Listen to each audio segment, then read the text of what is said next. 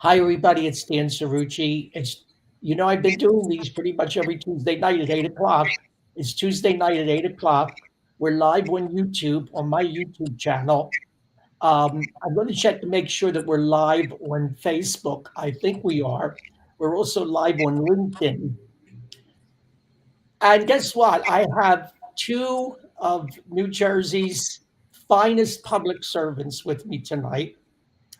Assemblyman Gerry Scharfenberger and Assemblywoman Vicky Flynn.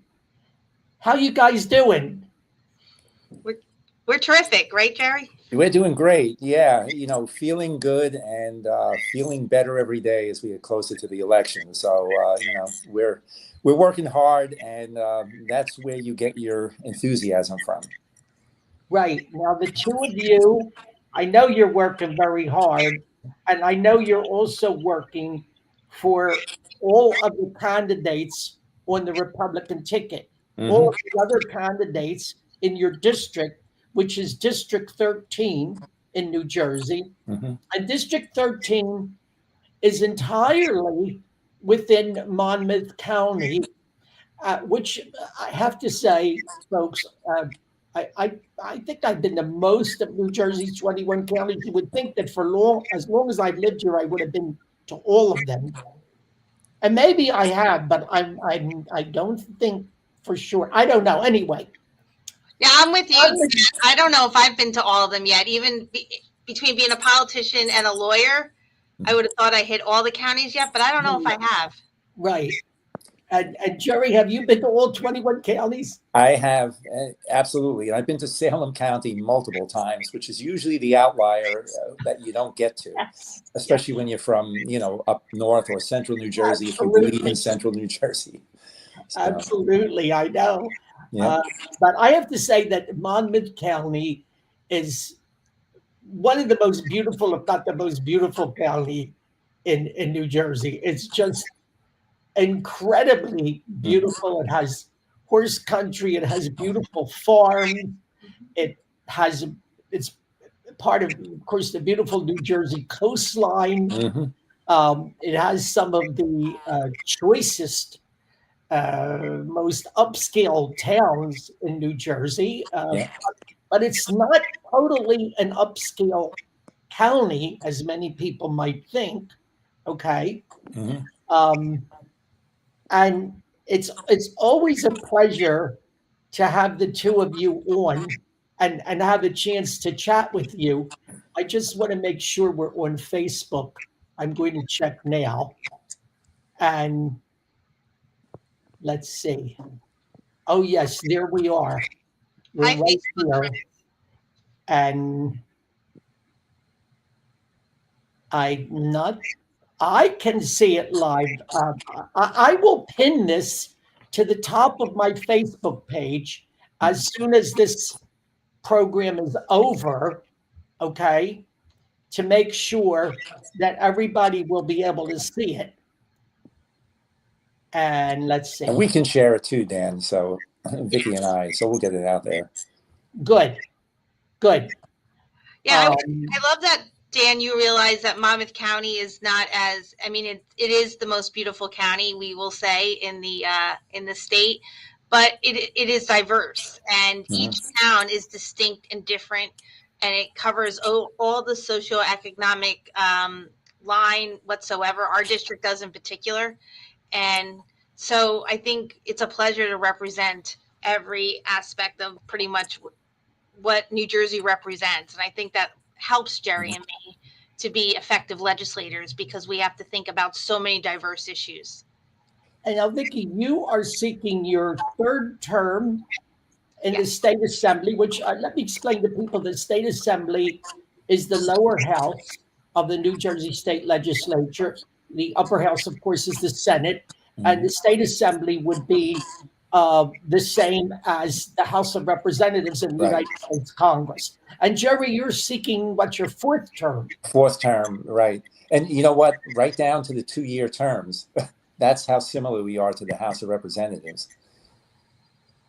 That's right. And you guys have to, it seems to me like, it's like with congresspersons, but I think it's a little bit more precarious when you're a New Jersey State Assembly person, because the congresspersons, once they get in there, it seems they're very, very difficult to dislodge.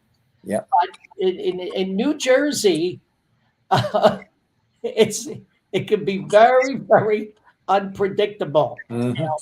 Yours is it seems to be a pretty solid Republican district, Gerry, but we shouldn't necessarily take that for granted, huh? No, quite the opposite, Dan. We're out there. Vicky and I are very well established in the district. I was a mayor. I was a freeholder. Vicky was on the board of ed in her town. Very, very, high visibility. We go door to door, and people say, "Gee, you guys still go door to door?" And number one, I like it. I think it's nice, and it shows respect for the voters that you're willing to go to their house and ask for their vote. But it also reminds them that there's an election too, and so we don't take anything for granted. We really want to drive turnout, but we also want to show people that we care enough to take time out of our day to go to their house and give them our literature and talk to them if they want to talk. So, there's a lot more to it than just sitting in a hammock and waiting for the results to come in. We're not like that. We're not like that by nature, but also by design. And old-fashioned retail politics is still important. Now, Vicky, you guys have a website and all. You're on. I know, Vicky, you're very active on social media. Yeah, I like Twitter. I think that's where you and me, Dan, might cross paths more, because I find it quicker to be able to get my thoughts out there. And I guess I'm very opinionated, so I find that to be the best place. And then I go back to, but we also both put a lot out on Facebook, so people have information about what our office can do for them, what Gerry, Declan, and me. And that's one of the other things. We work as a team, which makes us a strong unit. Even with Declan not running this year, we are all together on all the big issues. And that's why, as soon as that affordable, the rule that's coming out about independent contractors, we were one of the first out of the gate to talk about that. Absolutely. Like every other day, Declan, Gerry, or me were on a radio show. We were on a TV show. We were putting statements out. And that's just indicative of the fact that we are always like on Twitter, finding things, reading our emails. Gerry's very much always going through all the emails that we receive and is able to communicate it out. It's really a strong communication team, District 13, and that's what makes us effective. Gerry, I know this was a big issue, these so-called gig workers. Right. Explain to us what happened there. Well, for the most part, it's anybody who gets a 1099, independent contractors who like the flexibility and the freedom that being an independent contractor, not necessarily working for one firm. And they couldn't do it through legislation. So this is the Trenton double cross, I think. It's where they do it through a rule change where you have to have public hearings and public comment, and then it goes through a process and you change the rules. And what this will do, it's intended to force companies to hire these people, to put them on the payroll as full-time employees. Now, there's a couple of things wrong with that. And then, Vicky knows more the legalities of where we go from here. But there's a couple of things wrong with that. Number one, a lot of times you'll get women who may have taken a few years off to raise a family and now getting back into the workforce. Well, one of the easiest ways for them to do this, where they can set their own hours and work a certain amount of hours without having to commit to a 40-hour work week, is to be an independent contractor. And the interesting thing is we've heard from everybody from truck drivers to financial advisors, real estate agents, you name it, anybody who files a 1099 form. And, companies don't necessarily want to put on more employees, but they want the services of folks who are accomplished professionals where they can hire on a contract basis. So that's what this is. It's really intended to force companies to, hire these people full time. Now, a lot of companies may just say, well, if that's the case, I don't want to take on more employees. I just won't use, contractor X or Y. And you'll see these positions just disappear. That's the frightening part of this. So people's whole livelihoods are hanging in the balance here, hanging by a thread on whether this rule will go through. So Vic, I'm sorry I'm rambling here, but No, the legalities of where we can go from here, how we fight this. Yeah, Vicky, this is just another example of something that you folks have been battling, which is the continuing efforts of the Murphy administration to add layers and layers and layers of state rules and regulations everywhere. Yeah. Yeah, and that's why one of the proposals I've put out there, since there's Democratic support for this as well, is to do a legislative veto. Since both Republican and Democrats are against this rule proposal, are against the Murphy administration on their way out, trying to do something they couldn't do by statutory change. The legislature does have the constitutional authority to step in and veto this by concurrent resolution. So it would require a resolution of both the Assembly and the Senate to come together as a majority and say this rule exceeds legislative intent. And we would look to the fact that this was tried to be done by legislation, failed, and say, so you can't do it by rule. You're really acting against what the legislature's intent is on this issue, and push it back. We've also asked Governor Murphy, in light of that, in light of the fact that there's been Republicans and Democrats coming out of it, we have also asked Governor Murphy to withdraw this rule proposal, because that's what's going to happen, I believe, if this goes forward, because it does impact 1.7 million people in New Jersey. That's a lot, especially when you're up against an election like they are right now. Right. And Dan, it's fixing what isn't broken. Right. This has been a system that's worked well.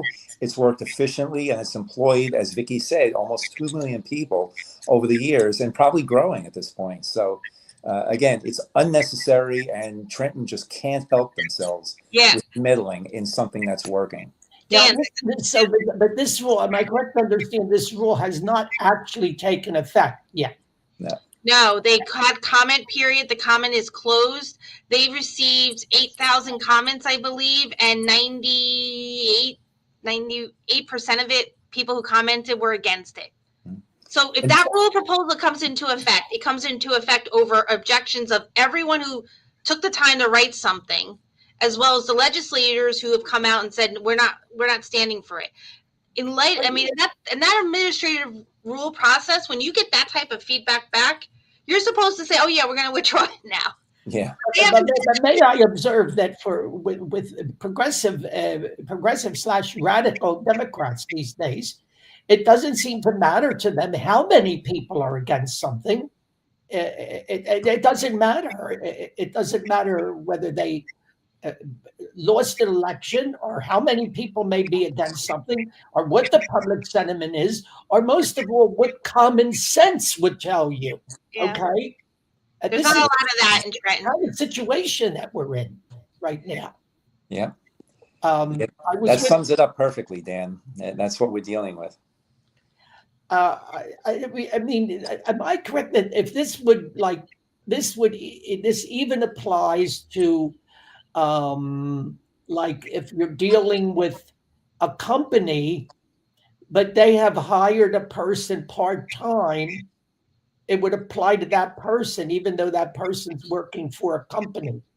Yeah, the one example is if you're dealing with like a general contractor. So you hire a general contractor to improve your bathroom, but they got to hire an electrician to do the electric. They go ahead and hire the drywaller to do the drywall. What this rule proposal will do would throw that all out and make the general contractor hire these people as employees, and then have to pay the payroll tax associated with it. Maybe provide health insurance, sick days. This is a mess, and we've already seen the mess play out in California. Mm-hmm. In California, they did this by statute because those there is no common sense there. So they just did it by legislation. And then Uber came out and spent millions, tens of millions of dollars to get a referendum to override it for ride service, because this would apply to them as well. And they won.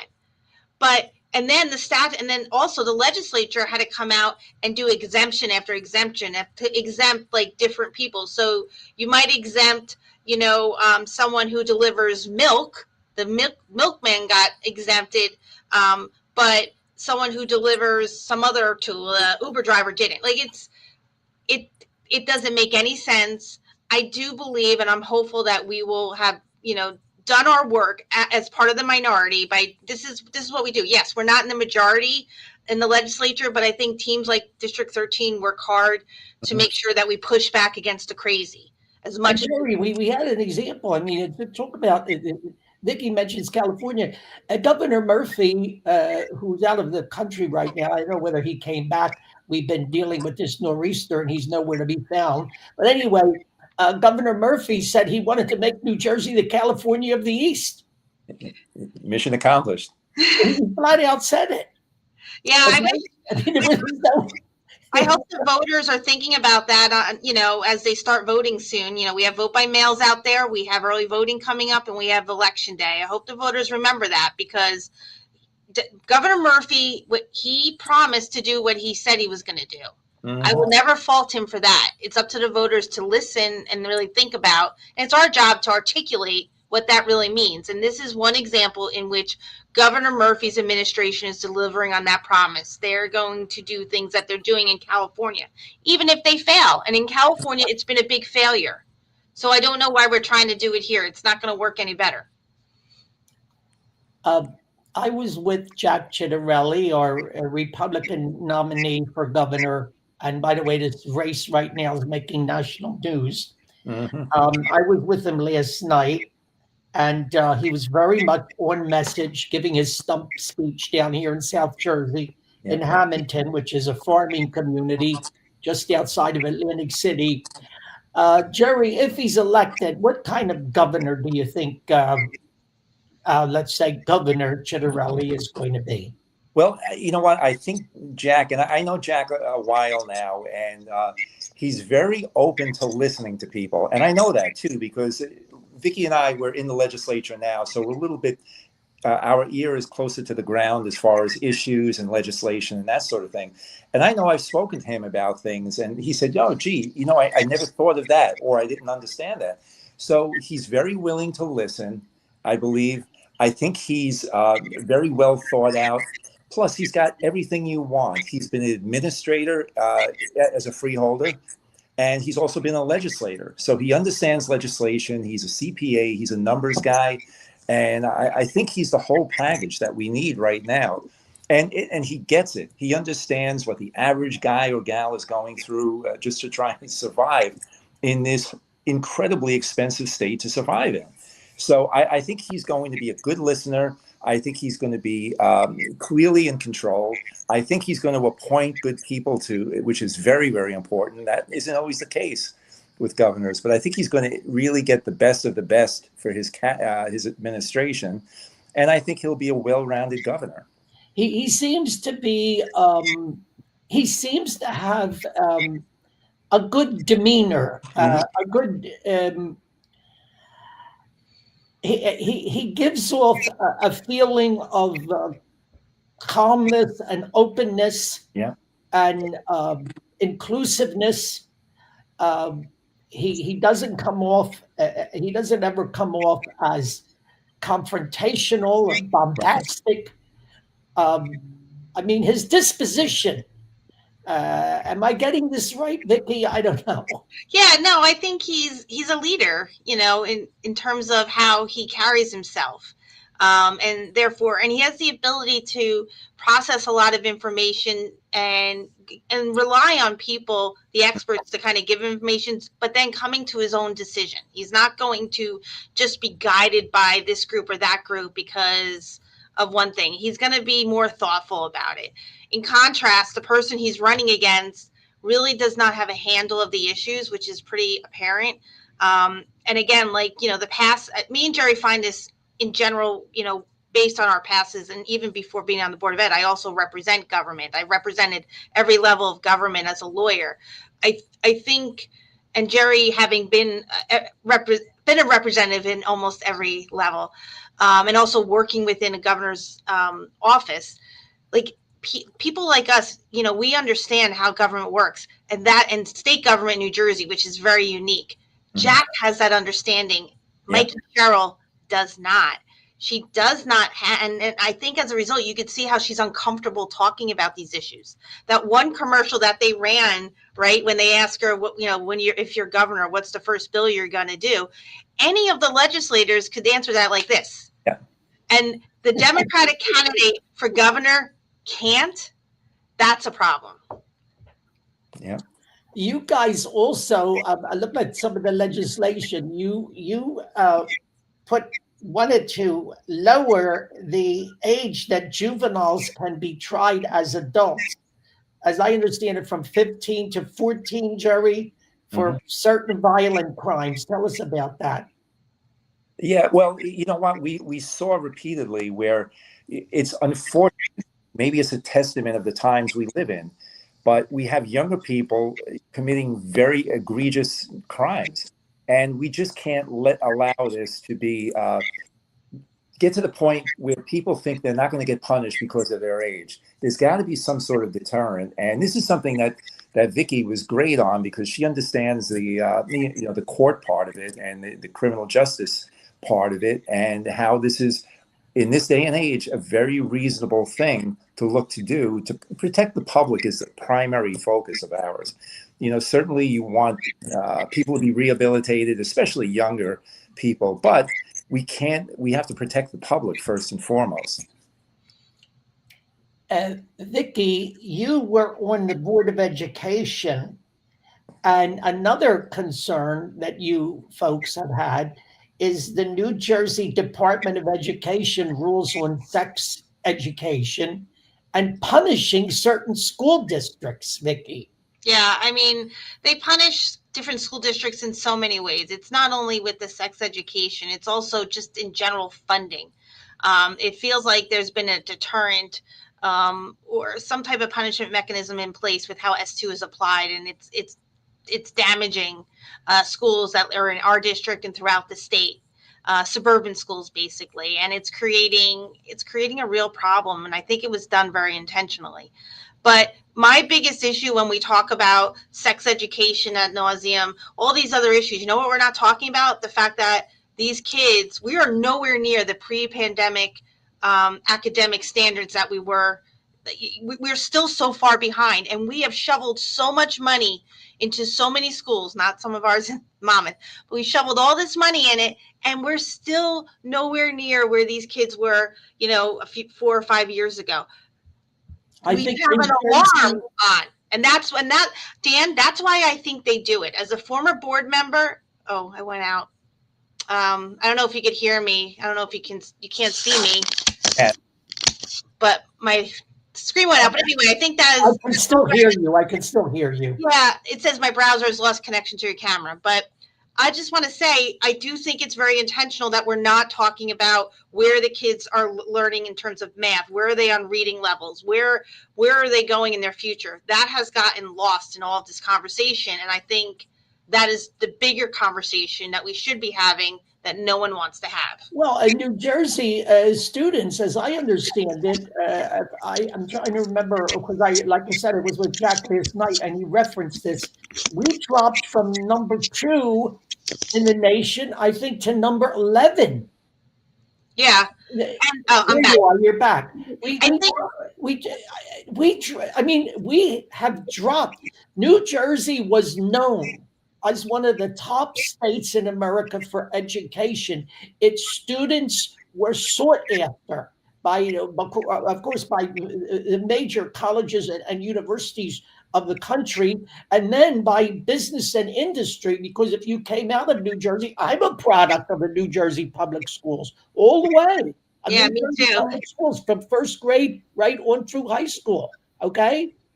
I don't know whether that speaks well for New Jersey public schools, but I feel I'm pretty intelligent and well-informed, and I got a good job, and I was very successful in my career. I'm not sure this is the case anymore. No, the problem is those statistics are also driven by the fact that we spend so much money on education. So if you took away that equation, Got lost again. I'm sorry, it's my computer. Uh-oh. But And and what Gerry, I don't say is that I want you to talk about also the discrepancy in how these dollars are distributed to school districts in New Jersey, because this has really affected Monmouth County right. districts. I think we lost Vicky, but I can She's coming back. She's coming back. Here she is. I'm back. Here she is. You know what? When I just did this, I did an interview with on one of the pre-recorded TV shows earlier today about this very thing. I did a column with Save Jersey. I do that every month, and I did one on the disparity, the inequities of school funding, where and I used Newark as an example, not to pick on them, but just to use as a glowing example of how some schools or school districts are awash in money, and others are struggling just to keep the same number of teachers and programs going. Newark gets $1.33 billion a year, and they struggle to get, they have I think an 85% graduation rate. But if you take away the charter schools and some of the VOTEC schools, it drops to almost 40%.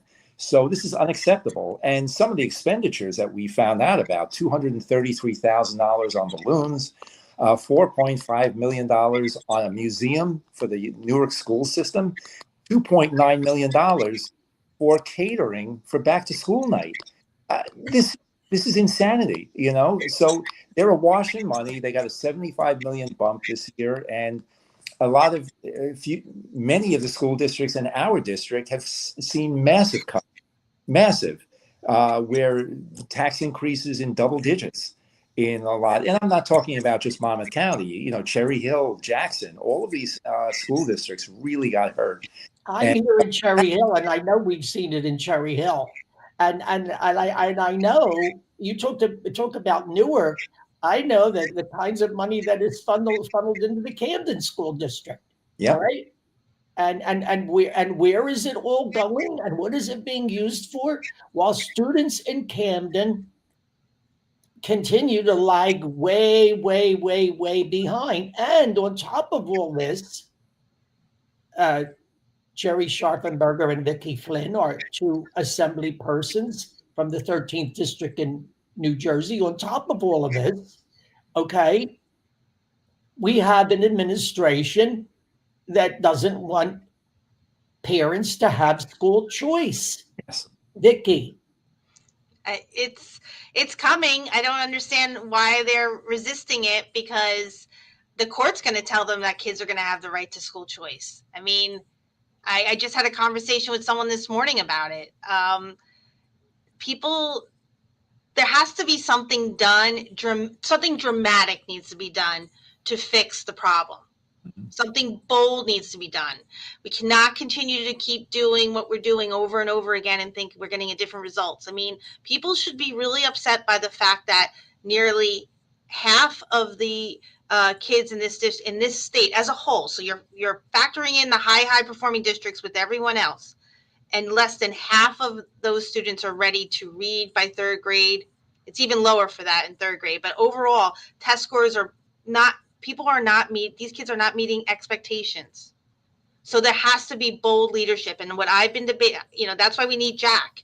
That's why we need a Republican governor that's going to come in and do something bold and allow kids to be able to be taught where they can be taught and be successful. Being in a failing school should never be the answer. But that's what this state is willing to accept. That's what I think. It's a sin. That's how I usually end the sentence. It's a sin that we're all sitting here and allowing these kids to sit in schools and they're failing schools. Mm-hmm. and not addressing the issue. We're never addressing the issue. They just keep, you're in third grade, but you're on a kindergarten read level. What? You're going to go to fourth grade next year. How are you supposed to succeed in that under those circumstances? It's really unfair to those kids. And here's another problem. I went not very long ago. Both of my kids, of course, are grown up. They graduated. They went through public schools in New Jersey. They graduated college. They both went to excellent colleges, and they've been successful in their careers. They no longer live here in New Jersey, Okay, I went through the 20 or 30 kids that my kids grew up with in our neighborhood in Cherry Hill. I went through a list. Now, this was already a couple of decades ago.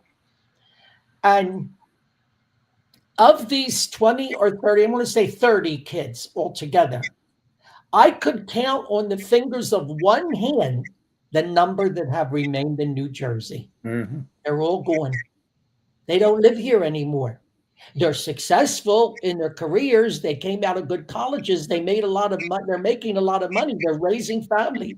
They're spending money. They're contributing to the economy, but not here in New Jersey.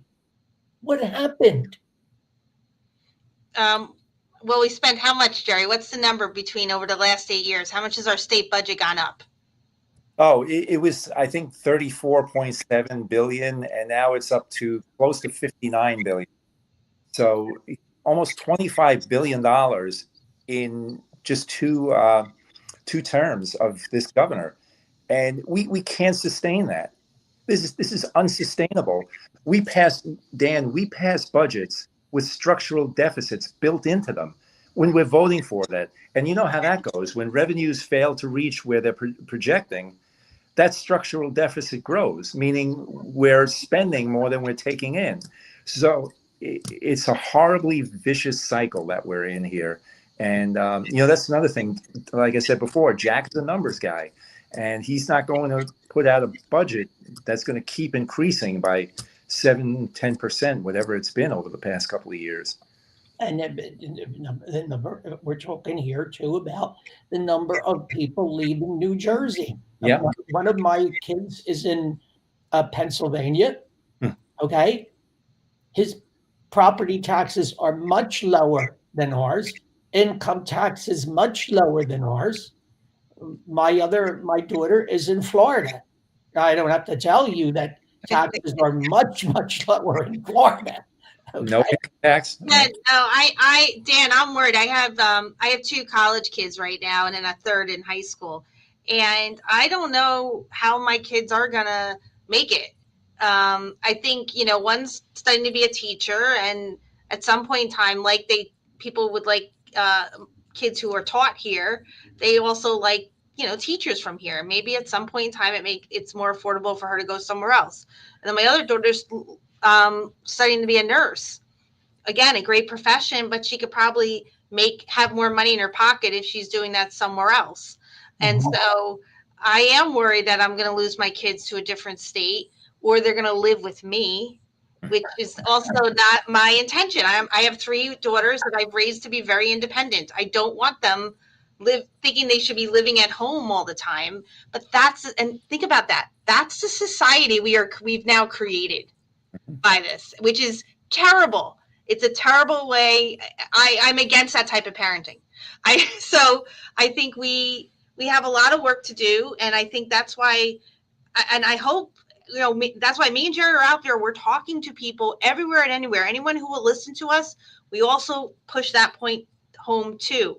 We cannot create. This is not a sustainable formula to allow people to stay here, and whether or not it's your kids, and then maybe your grandkids, or even adults. It's hitting like every single generation now. Like maybe seniors left because, it was just a little too expensive. So I'll go to Pennsylvania, I'll go to Florida, I'll come home. But now you have people like in my age bracket looking to get out of here. As soon as my kid graduates, I'm going. I'm going to still be employed. And I'm going to still be, in this profession making money, but I'm going to put my money elsewhere and park it over here because New Jersey has definitely priced me out. I am terribly worried, Gerry, I'll put it this way, that we're losing the makers and gaining more and more takers in New Jersey. It's a very appropriate way to put it too, because, and Dan, we probably saw this coming years ago. Do you remember a few years ago, it may have been 8 or 10 years ago even, when David Tepper, who paid the most income taxes in New Jersey, something like $225 million, up and moved to Florida, where he went from paying $225 million a year to New Jersey to paying zero in Florida. And it was a real problem because there was a huge gap in the revenue from year to year, one year to the next. And so on a smaller scale, when you have an aggregate of, thousands, maybe tens of thousands of people doing this on a regular basis who are taking, and when wealthy people move out of New Jersey, it's not just their income taxes we lose, it's their charitable giving that we lose too. I'm a board member of Habitat for Humanity, and we see it all the time, where people who have given to Habitat in New Jersey now move out of the state, and now they're going to give locally where they live. So this is a real problem on a lot of levels, and you can't just keep going to that well where you go after the millionaires and go after them and make them pay their fair share. And I just want to point out what Thomas Sowell always says: what is your fair share of what somebody else worked for? And people realize this. This is not 1950 where you have to stay put. You can operate just about anywhere in the country, and not have to stay tied to a particular locale. It's just another one of the issues that voters ought to be focusing on in this election. Another one is New Jersey Transit. I don't even know where to begin. I don't even know where to begin. I'm here in South Jersey. If I want to go, I like to go to New York to see the Broadway shows. My wife and I are big fans. Okay. If we want to go to New York to see a Broadway show, there's no train here of New Jersey Transit for us to get on, not one that is feasible. Okay. We would have to go drive into Philadelphia, pay a ton of money to park, and get on a train at Penn Station in Philadelphia. Or we can drive up 295. We're going to have to do now about a 40-minute drive, depending on the traffic. It could be longer, to Hamilton Station, which is the nearest really convenient station because it's right off of 295. And then get on a New Jersey Transit. I don't even know how to describe these trains. Is it the local to New York now? Now, there's an escalator there that has never worked.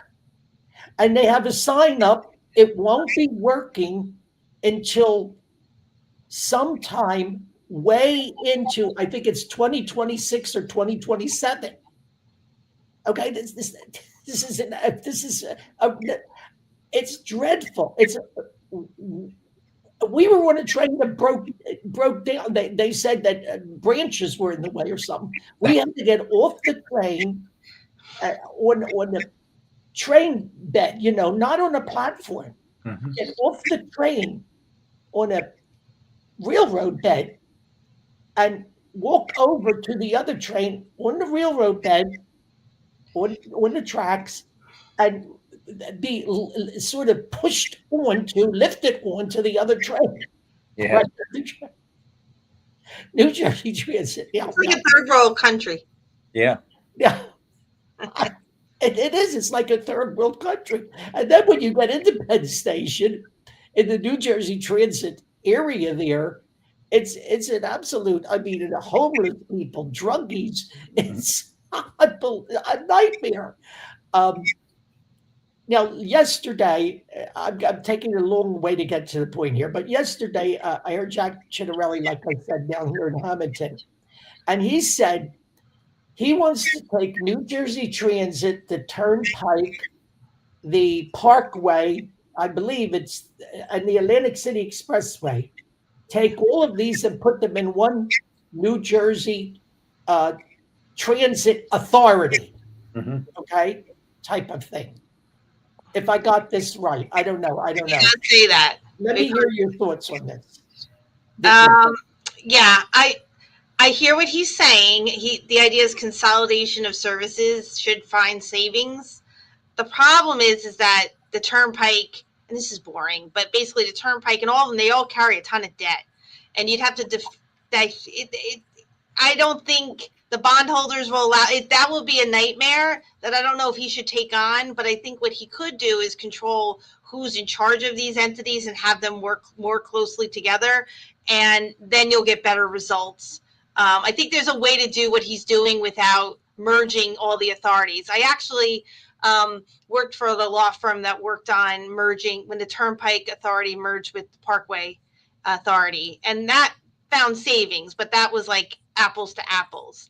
I think merging independent authorities, I don't know if Atlantic City is, but they all carry a ton of debt. It will be a lot of work. I think being the governor of New Jersey, Jack will be able to put better people in better places to make things go well, which, by the way, I think that includes like a Chris Calori, who has come in and tried to deal with the mess of New Jersey Transit on the fly.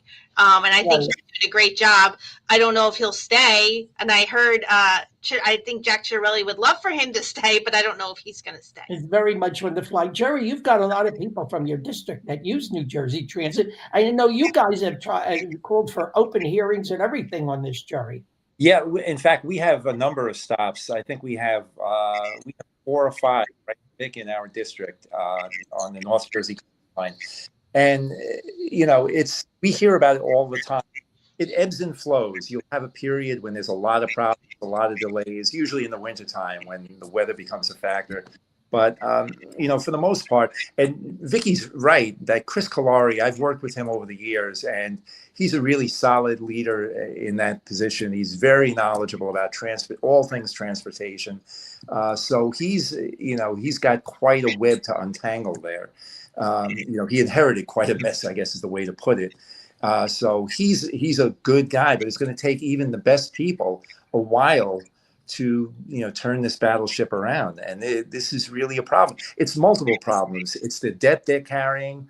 It's certainly the equipment needs to be upgraded. You can turn around in any direction and find 4 or 5 issues he's got to deal with. So he's got his hands full, and I think he's doing the best possible job under the circumstances. Stepping in more than midstream, stepping in kind of at the end of the administration. So, that's the good news, that we have some good people available. We just have to execute and find some solutions. And Dan, I'll just point out one more thing. And I'm on the budget committee and in the assembly, and they recently purchased new, buildings or properties for a new headquarters. And we're all shaking our heads. Well, why would you purchase a new headquarters when you had adequate headquarters in Newark already that was functional? I would go to quite a few meetings up there, and it was easy to get to. It was right by one of the train stations. Broadway and the Penn Station was walkable from there. So that's a head scratcher. So there are some things that can be done internally like that to put the brakes on some of the spending that's digging our hole deeper here in New Jersey Transit. I'm telling you, I don't understand. I mean, why does New Jersey Transit think that when you get below Trenton, you don't need to have a train to New York? Yeah. Because for people like south of Trenton, we're only supposed to go to Philadelphia. And by the way, when I want to go to Philadelphia, I don't even use New Jersey Transit. I wouldn't even use New Jersey Transit. I can get on Port Authority Transit Patco over here that runs one of the best lines in the country. That it takes you from South Jersey directly into Philadelphia. It's extremely efficient. And I get a senior citizen rate as ridiculous. I pay almost nothing to ride Patco. Okay. That's run by the Delaware River Port Authority. All right. And it's 50 years old. The line is now it's not a big complicated line. It just goes from Philadelphia to Lindenwold. But it's 50 years old. They just got all new trains. Very, very efficient, clean, on time. I don't understand why this happens in New Jersey Transit. But now I want to know, as we sum up here, because we're coming up on something like 44 minutes right now. I want to know from you, and let's start with Vicky. What are you hearing from voters on the campaign trail? I'm hearing from a lot of frustrated voters who are just voting Republican. And it's funny when we're out knocking on doors and I look down on my list and it says like Democrat or Independent lived at that home. I'm kind of like shocked. It's like knocking on a Republican door. This is the type of reaction Gerry and I saw last time Jack ran in Monmouth County. Our Republican doors were just like the Independent doors and and some of the Democratic doors. So I think people are frustrated. The problem, Dan, is this. Sometimes they don't realize this is an election that the governor's up. So really it does take, it's the old-fashioned retail politics like we're talking about that takes to remind people, yes, there is an election in which you can change the direction of this state and you can elect the governor. It still doesn't sink in despite everything we're doing on social media, and we still do mail, we knock on doors, but we put signs out all over the place. So people are still not there. I'm sure they will in the next few weeks get there, but it's really just educating people because they are frustrated. I haven't met a happy camper yet. I haven't met that person who says we're doing a great job. Gerry? Yeah, you know, Vicky hit all the right notes there. What we're starting to see is, number one, a lot of people ask, hey, does Jack really have a chance? I think they're so gun shy from 2021, where he went to sleep ahead a few points and woke up the next morning suddenly behind. So everybody's a little leery of, you know, the elections and all of that sort of thing. So they don't want to, you know, start celebrating because Jack's clearly the superior candidate, clearly has the better message, clearly has answers, not just rhetoric that we see from the other side. So he's got everything. They just want to be convinced that he can win. So I think that's part of the battle that we have here. And, you know, Vicky and I, we make no bones about it. He absolutely can win and will win if you turn out. This is not an election of persuasion. This is an election of turnout. And if we get folks to turn out, and we're working very hard, even on the vote by mail, chasing them down to get people to return their vote by mail. We'll get them out for early voting. We've, you know, excelled at that in the last few years. So, but we're hearing the same thing over and over again from various sectors. The so-called soft Democrats, the hardcore Republicans, the independents. And I know in Monmouth County, they tend to lean our way. But we're hearing the same thing. We've got to do something. The desperation in their voice, you can hear it. It's palpable. And, you know, they understand it. They're getting hit with affordability, taxes, the perennial problem. The car thefts that we had, people were really upset where they had to hide their fob in their kitchens. You know, that sort of thing is still lingering by us. You know, certainly the utility rates are off the charts. And I joke around with Vicky that it's almost like getting a mailer from us every time they open their electric bill when they see the rates gone up year over year. So all of these things are issues that we have a handle on, we have answers for. There's nothing out there that we can see that is a minefield for us. Everything, we are on the right side of all the issues. So we just have to execute by getting people out, and I think we'll do fine up and down the ballot. And you guys are working for the entire ticket from top to bottom. Yep. We want to certainly flip some of these Assembly and Senate seats. Okay, so but we can't flip Senate. Nobody in the state Senate is up for re-election now. Right. Is that right? No, they're the Assembly. Okay. Yeah, that's why I gave Declan a shout out before, because he is helping. Yep. Okay, so we want to flip these Assembly seats, yes. So we have a shot of getting close to gaining control of the Assembly, or maybe even gaining control of the Assembly, yep. Depending on how many votes we turn out. Let me say to people, if you got your mail-in ballot, I got mine. I've sent it in already. It's gone. Okay. Dan. Don't forget to turn in your mail-in ballot, put it in one of those special boxes, or simply put it in the mail. Okay. Yeah. Give it to your mail person when they come to drop off your mail. But get rid of it. Don't delay. And October 25th, voting begins in New Jersey. In-person voting at the polls begins in New Jersey. October 25th. Mm-hmm. Yeah. And I think it goes up until like the Saturday before Election Day or something. November 2nd. Right. November 2nd. The Sunday. You'll have till 6 o'clock, I think. I think the polls are open till 6 on Sunday. Right. Okay. And then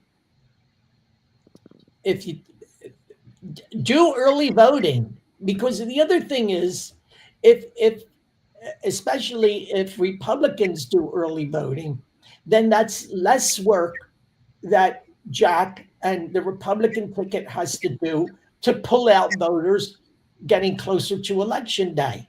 Right. It's less people you have to chase as it gets closer to election day. Right.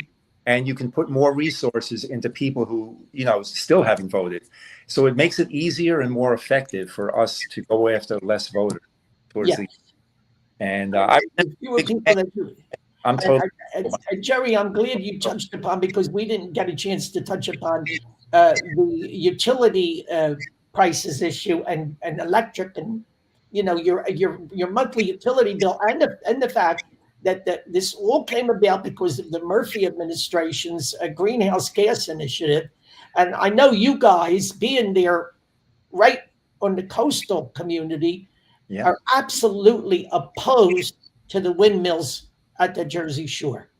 Yeah, there's multiple reasons to be against it, and it's interesting because it's very few issues that bring divergent constituencies together the way this has. You have the recreational fishermen, the commercial fishermen, people who own businesses along the shore that depend on the bucolic nature of our shoreline. You have people who own properties down there. You have recreational boaters down there. All of these constituents down there, and a lot of the environmentalists are against it. So talk about strange bedfellows. We have people that normally, would be in favor of this sort of thing. It's just not the right place. Maybe the technology, if you go out to Palm Springs and you drive through the desert, they're there, that's fine. But not in a sensitive area here where we just replaced oyster beds that had been depleted since, the late 1800s. And they now come back, and now you want to put these monstrosities that leak oil into the water and are very inefficient. In fact, I saw a study that wind turbines have 30% reliability, solar 8%. When you go to nuclear has 95%, and natural gas is 65%. So why would you put all of your energy eggs in one unreliable basket? It's really thank God we've made remarkable progress in fighting it. Yep. I know down here at the South Jersey Shore, they've made tremendous progress with Jeff Van Drew and Mike Test and the legislators down in South Jersey. Mm-hmm. And I know you guys are fighting it up there. So it's just another one of the paramount issues that voters are facing in New Jersey this year, in an election that's being watched all over the country. It's gaining national news. There's only two of these types of elections this year in an off year, New Jersey and Virginia, and New Jersey is getting a lot of the attention. Assemblywoman Vicky Flynn, Assemblyman Gerry Scharfenberger, they're two great friends of mine. I'm so proud to know both of you and have been through several campaigns with you already. It's always a pleasure. Always. Dan, you're the best. We adore you, and thank you for having us on. And hopefully we'll see you on election night, and we'll be cheering for Jack Ciattarelli all together. I'm looking forward to it. Let me say that this, I'm going to pin it at the top of my Facebook page as soon as we're off here, and you guys will be able to share it from Facebook. It's also on LinkedIn, and it's on my YouTube channel. So if you go into YouTube and you just look for Dan Cerrucci, I have my own YouTube channel, and it will remain in these places for anybody to see going forward. Great. So hopefully we'll generate a lot of interest. Okay? Great. Thank you, Dan, so much. Here, you have a great forum here. Let's hope come back weeks from tonight, celebrating. I can't believe it's that close. We're all looking forward to it. It's keep your fingers crossed, pray, and remember everybody vote. Yes. Get out and Thank vote. you. Good night. Thanks, Dan. Alrighty.